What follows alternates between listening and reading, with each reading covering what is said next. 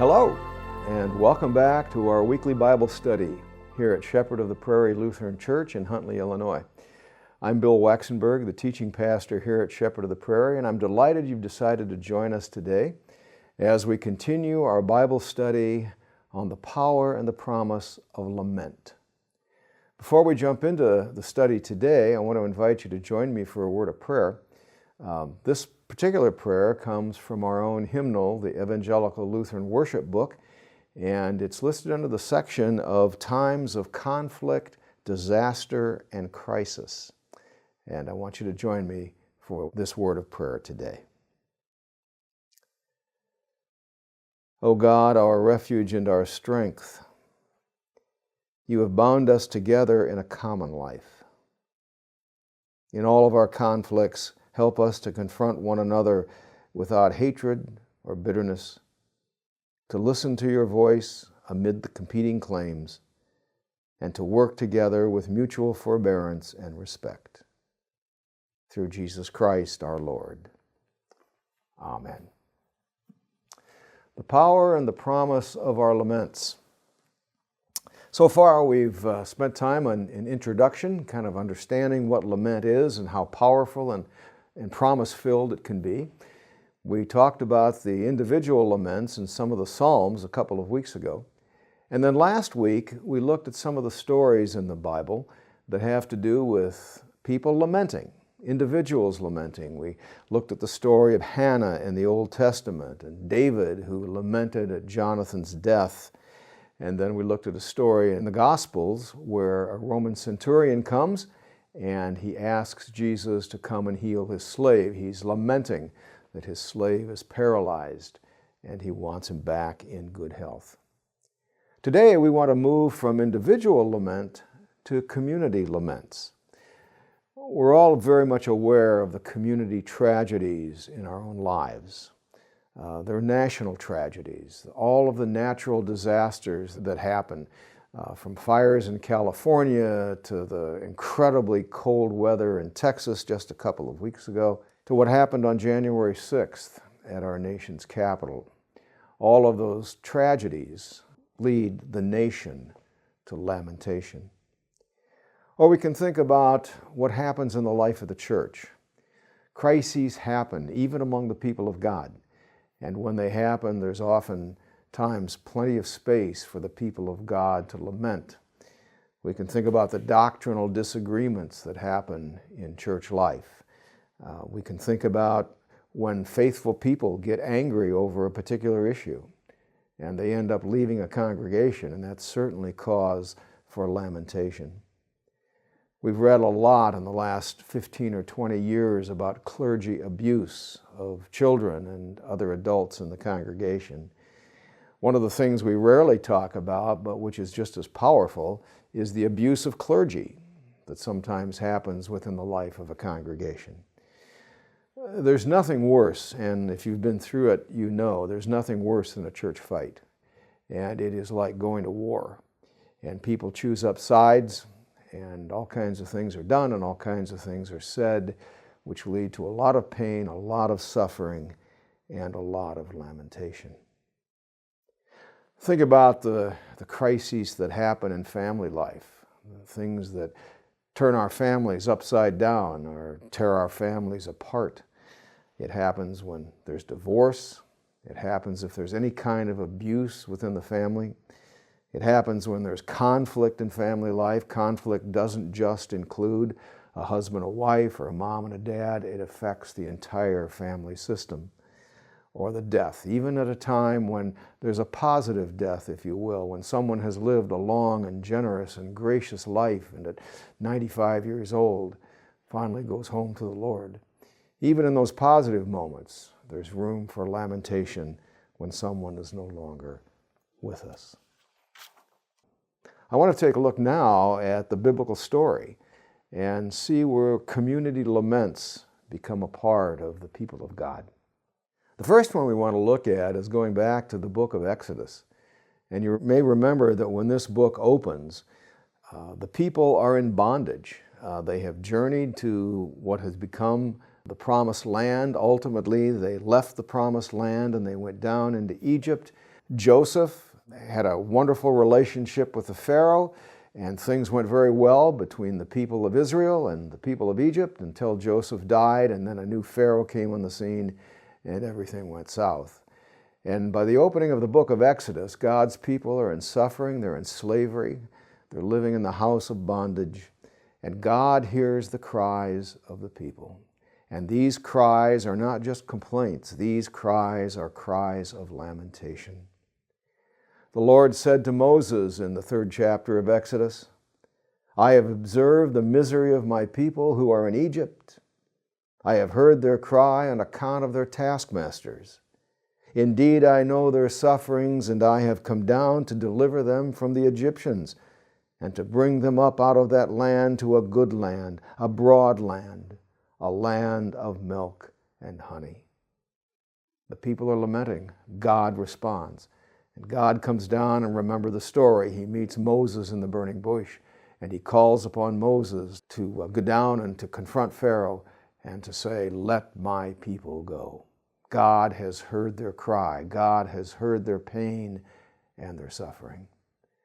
And we probably all remember the story of Moses leading God's children across the Red Sea and beginning the journey to the Promised Land. But it's amazing that what happens in chapter 14 and the beginning of chapter 15 quickly turns to lamentation. The people get out in the desert, they start their wilderness wandering, and they're not out there very long before what? Before they start complaining, before they start lamenting that they even left Egypt. The first thing that happens is they're out in the desert where there's no water, and they cry out. When they came to Marah, they could not drink the water because it was bitter. And the people complained against Moses, saying, what shall we drink? And Moses cried out to the Lord. And the Lord showed him a piece of wood, and he threw it into the water, and the water became sweet. No water, cries of lamentation. Water is given. But again, it only moves about half a chapter before once again the people find themselves in a situation where lamentation begins to define who they are. In chapter 16, if only we had died by the hand of the Lord in the land of Egypt, when we sat by the flesh pots and ate our fill of bread, for you have brought us out into the wilderness to kill us, to kill the whole assembly with hunger. The Lord spoke to Moses and said, I have heard the complaining of the Israelites. Say to them, at twilight you shall eat meat, and in the morning you shall have your fill of bread. Again, the people out in the desert, lamenting, complaining, not enough water, not good water, not enough food, no food. And later on in another chapter, they even cry out to Moses and say, better we should have stayed in Egypt where we had 3 square meals a day and a place to lay our heads, and better to be back in slavery and be alive than be out here in the wilderness with the possibility of dying. And every time the people cry out, every time they offer their prayers and cries of lamentation, what does God do? God responds with grace and with mercy and with love. Another story in the biblical saga is the tragedy of all tragedies, if you will. It is the destruction of Jerusalem and the exile into Babylon. This is the story. We need to go back almost to 1000 BC, the time when David is the king. David, brilliant David, who has the power to bring the 12 tribes of Israel together in a monarchy. So he rules over all 12 tribes. And when he dies, his son Solomon becomes the king, and that works well too. Except when Solomon is king, he taxes the people practically to death, and when Solomon dies, the kingdom splits apart. And around 930 BC, it splits into, much like in the 19th century, the Civil War in the United States, Israel splits into 2 halves, the north and the south. The north retains the name of Israel. The south takes the name Judah, one of the tribes. There are 10 tribes in the north, there are 2 tribes in the south. The capital city of the north is Samaria, the capital city of the south is Jerusalem. The world power that stands over against Israel in the north is the power of Assyria. The world power over the south is Babylonia. And in 722, 721 BC, the mighty Assyrian Empire attacks the northern kingdom of Israel and wipes it all out. You've probably heard the phrase, the lost 10 tribes of Israel. Well, that's those 10 tribes, and they are no more. About 150 years later, when Babylonia becomes the world power, they attack the southern kingdom, the 2 tribes in the south, Judah and Benjamin, in 587 and 586 BC. And this, in the life of Israel, this is a major, major crisis. Babylonia comes into the city of Jerusalem and they totally destroy the city. They go into the temple. They go into the Holy of Holies, where the Ark of the Covenant, which contains the 10 Commandments given by God to Moses on Mount Sinai, and they destroy it all. They destroy the temple, they destroy the Ark, they destroy the 10 Commandments, and it raises some incredibly hard questions because the people are now forced to leave their homeland, forced to leave the city that had been promised to them, and they are exiled to the east, to the land of Babylon for a generation. And the question that is raised for them is, we thought this was the city of God, but the city is no more. We thought this city of God was the home of God because here was the temple, here was the Holy of Holies. This is where God resided, here in the temple in the city of Jerusalem. It is no more. Where is our God? This is the land that had been promised all the way back to Abraham. And we have been in this land for hundreds of years. Did God lose? Because oftentimes, as in the Exodus, it wasn't just a war between people, but it was a war between gods. And in this instance, it was the God of Israel against the God of the Babylonians. The question became, can God even live outside of Israel? Can God live outside of the temple? Can God live outside of the Holy of Holies? Is there any possibility that God could live even in Babylon? And then the most pressing question of all, the most painful question of all, is our God dead? And so into this painful, painful experience, God speaks. And it's very, very interesting that so much of this experience, the destruction of Jerusalem and the temple and the Holy of Holies, manifests itself in the Psalms of Lament. There are, we said, 1/3, over 50 psalms of individual lament, but there are 9 psalms of national or community lament. Psalm 79 is one of those. And one of the things that God's people seem to do is when they have cause to lament and to cry out to God in their pain and their suffering, oftentimes it's set to music. In a couple of weeks, we're going to be doing that very thing. We're going to take a look at some of the hymns in our hymnal, which are hymns of lament. But these 9 psalms are cries to God that have been set to music. Psalm 79. Let's just hear part of it. And imagine yourself as a part of this community of faith where everything near and dear to you has been destroyed. Imagine crying out to God using these words. O God, the nations have come into your inheritance. And the nations, the word there, the Hebrew word there is goy, which can also be translated Gentiles. And what the psalmist is saying here is that the Gentiles have come into the land of promise, and how painful that was to them. Just listen. O God, the nations have come into your inheritance. They have defiled your holy temple. They have laid Jerusalem in ruins. They have given the bodies of your servants to the birds of the air for food. They have poured out their blood like water all around Jerusalem, and there's no one to bury them.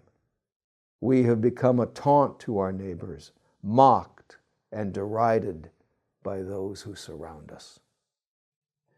If you can hear the pain in that and the lamentation that everything has been now turned upside down. Not only do the Israelites express their pain and their anguish through song, they also do it through lamentation.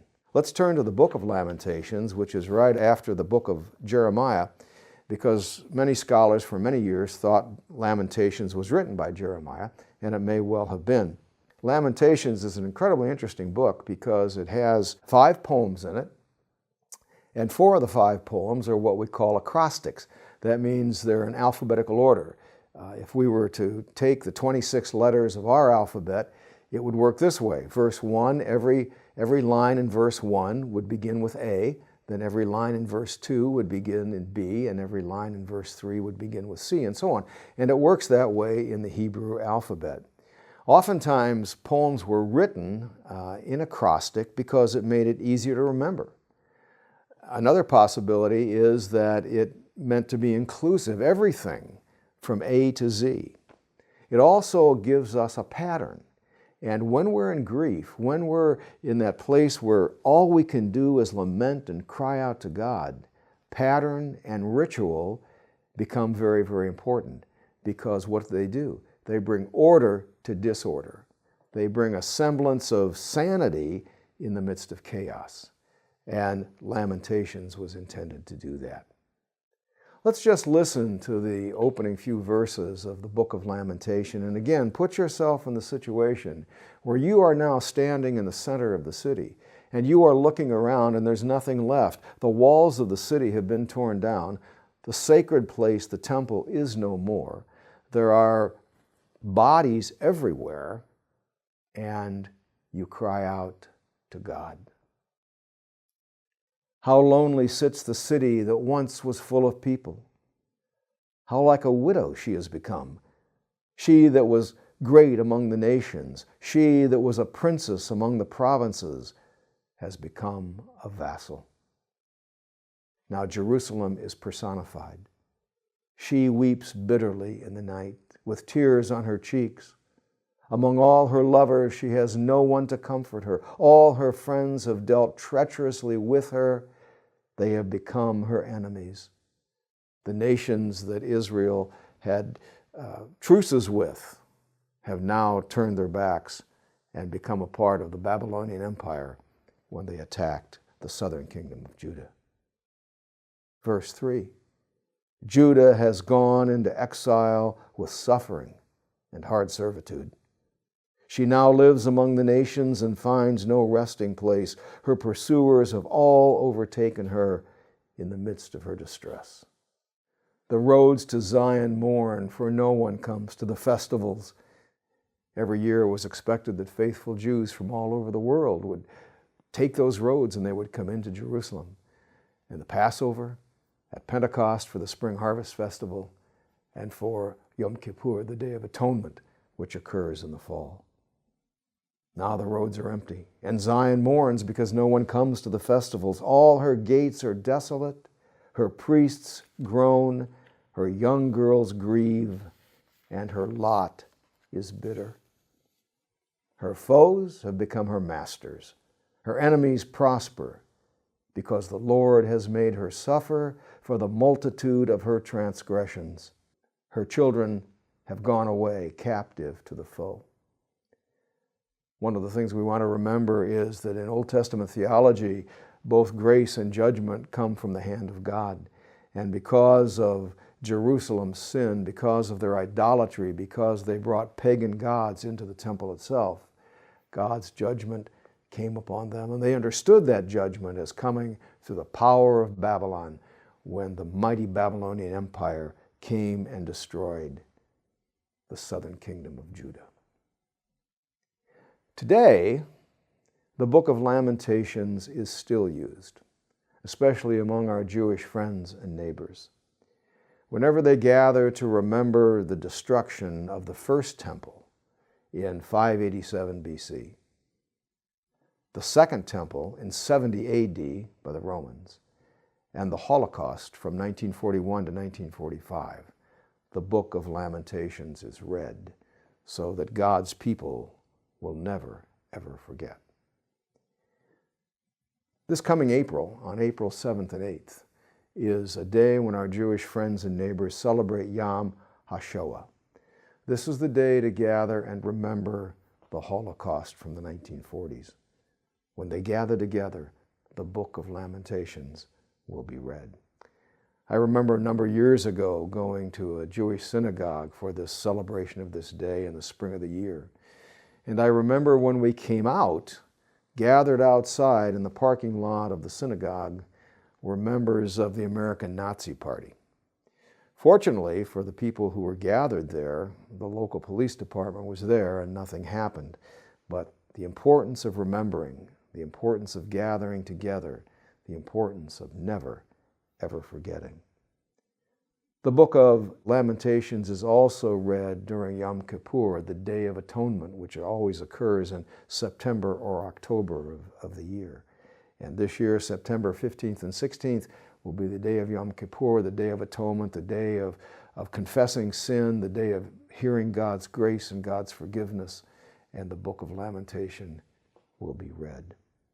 And then in some Christian traditions, the Book of Lamentations is also read during Holy Week, as Jesus moves from his entry into Jerusalem during Palm Sunday, and he moves through Holy Week, Maundy Thursday, Good Friday, ultimately to Easter. It's not only we as individuals that have reason to lament and to cry out in pain and suffering to our God, who is always there to listen to us, but it's also important that we remember the community too.